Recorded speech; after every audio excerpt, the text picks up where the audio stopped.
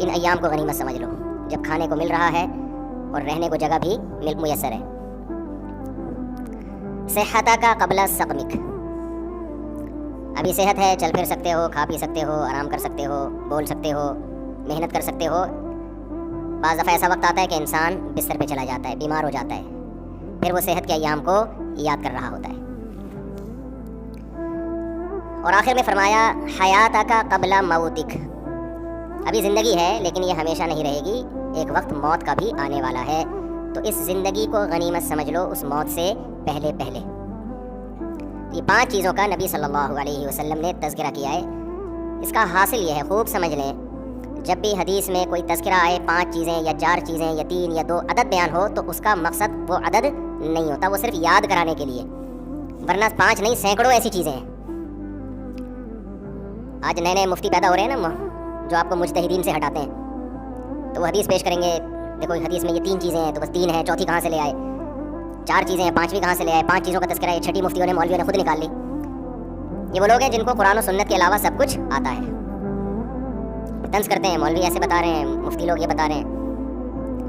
اس کی مثال دے کے پھر میں موضوع کی طرف آتا ہوں۔ جیسے نبی صلی اللہ علیہ وسلم نے فرمایا اذا مات ابن آدم انقطع عمله الا من 3، جب انسان کی موت ہو جاتی ہے 3 چیزیں جاری رہتی ہیں اس کے عمل میں سے، صدقۃ جاریۃ، جو اس نے صدقہ چھوڑا جو ہمیشہ چلتا رہے گا،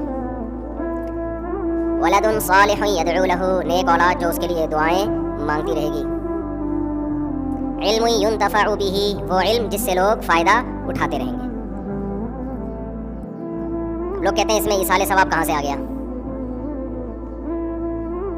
اس سے بھی واضح ایک اور حدیث ہے جس میں آتا ہے، ایک صحابی نے نبی سے عرض کیا یا رسول اللہ، ایک صحابیہ نے عرض کیا میری والدہ کا انتقال ہو گیا ہے، افاتصدق عنہا، کیا میں والدہ کی طرف سے صدقہ کر سکتی ہوں؟ آپ نے فرمایا ہاں۔ تو صدقہ اس کا ثواب کہاں کس کو پہنچ رہا ہے؟ اولاد صدقہ کر رہی ہے، اولاد دعا مانگ رہی ہے، ثواب کس کو مل رہا ہے؟ والدین کو مل رہا ہے۔ تو اسی سے فقہاء نے استدلال کیا کہ صدقہ چونکہ ایک نیکی ہے تو کوئی بھی نیکی کر کے مرحوم والدین کو پہنچائی جا سکتی ہے، اس کے لیے حدیث کے حوالے کی ریفرنس کی الگ سے ضرورت نہیں ہے، یہی ریفرنس کیا ہے؟ کافی ہے۔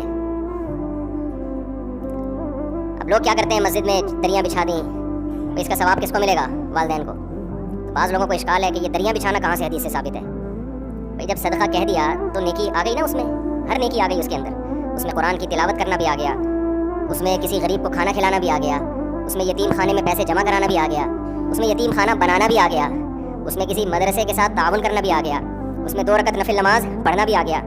کیونکہ اگر آپ کہتے ہو کہ یہ سب کچھ نہیں ہے، حدیث دکھاؤ تو حدیث میں تو کنواں کھودنے کا تذکرہ ہے، پھر کنویں کے علاوہ تو کوئی ثواب پہنچے گا ہی نہیں۔ اب یہ کتنی عجیب سی بات ہوگی کہ آپ انسانیت کی خدمت کے لیے کنواں کھدواتے ہیں، اس کا ثواب ابا کو پہنچ رہا ہے، سبیل بنواتے ہیں تو اس کا اللہ ثواب نہیں پہنچائے گا، کیونکہ بات تو ایک ہی چیز ایک ہی ہے نا۔ اور جب کوئی مفتی کہتے نہیں اگر آپ نے سبیل بنوا دی کسی سفر میں، کہیں راستے میں کولر پانی کا رکھ دیا تاکہ اس کا ثواب ابا اماں کو پہنچے، اگلا کہتے ہیں حدیث دکھاؤ، کولر کا کہاں تذکرہ ملتا ہے حدیث میں؟ تو یہ سینس لیس ہونے کی علامت ہوگی کہ نہیں ہوگی؟ تو آج کے جو نئے مجتہدین مارکیٹ میں یوٹیوب پہ آ رہے ہیں نا، ان کا جو سوچنے کا اسٹائل ہے نا وہ بہت محدود اور فقہی بصیرت سے بالکل خالی، وہ ریفرنسز پہ چل رہے ہوتے ہیں کہ دیکھو حدیث میں آتا ہے صدقہ کرنے کا ثواب پہنچتا ہے تو ریفرنس ہم نے حدیث کا دے دیا صدقے کا، قرآن پڑھنے کا ثواب دکھاؤ کہاں ثابت ہے بھائی، تلاوت کا ثواب ماں باپ کو ملتا ہے یہ کہاں ثابت ہے؟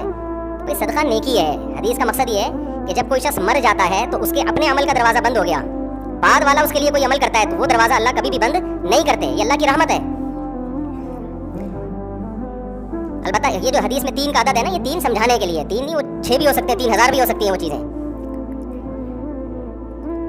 اس میں خوب سمجھ لیں کہ کوئی بھی نیکی کی جائے مرحوم کے لیے اس کا ثواب میت کو ملتا ہے۔ یہاں ایک اشکال ہے کہ پھر صحابہ کرام سے کیوں ثابت نہیں ہے قرآن پڑھ کے بخشنا؟ بھائی صحابہ تو نیکی پہ ہم سے زیادہ حریص ہے نا، صحابہ سے ثابت کیوں نہیں ہے؟ صحابہ سے اس لیے ثابت نہیں ہے کہ یہ عمل اجتماعی طور پہ ناجائز ہے، کیونکہ کوئی بھی نفلی کام اس میں اجتماع کے لیے الگ سے دلیل کی ضرورت ہے۔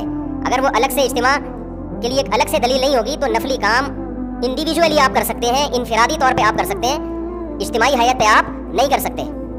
تو صحابہ نے چونکہ اجتماعی حیت پہ نہیں کیا اس لیے ثابت نہیں ہے، انفرادی کیا یا نہیں کیا تو انفرادی عمل بیان نہیں کیا جاتا۔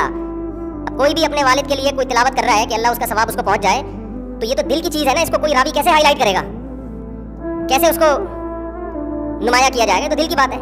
تو کتنے صحابہ نے نیک اعمال کیے، یہ ثابت ہے کہ انہوں نے فلاں عمل بھی کیا، فلاں عمل بھی کیا، فلاں عمل بھی کیا. اب دل میں کیا نیت تھی؟ اپنے والدین کو ثواب پہنچانا چاہتے تھے یا نہیں؟ یہ نیت یہ وہ جانے، اللہ جانے. ایسے تھوڑی ہوتا تھا کہ یہ پنکھا ابا کے ثواب کے لیے ہے، لکھتے تھوڑی تھے لوگ، دل میں نیت ہوتی تھی. اس سے یہ بھی پتہ چل گیا کہ قرآن پڑھنا اپنے والدین کے اس کو ثواب پہنچانے کے لیے جائز ہے، لیکن ایصال ثواب کے لیے قرآن خوانی جائز نہیں ہے. سمجھتے ہیں کہ نہیں سمجھتے؟ There are two types of Quran خوانی. قرآن خوانی جو اجتماعی سطح پہ ہوتی ہے نا، پبلک آتی ہے، سب قرآن پڑھتے ہیں، تو کتنی قسمیں ہیں اس کی؟ انگلی سے اشارہ بھی کر رہا ہوں، 2 قسمیں. بلکہ ہم 3 قسمیں بنا لیتے ہیں. اجتماعی حیات میں قرآن جو پڑھا جاتا ہے، سب لوگ اکٹھے ہو کے پڑھتے ہیں، اس کی 3 قسمیں ہیں.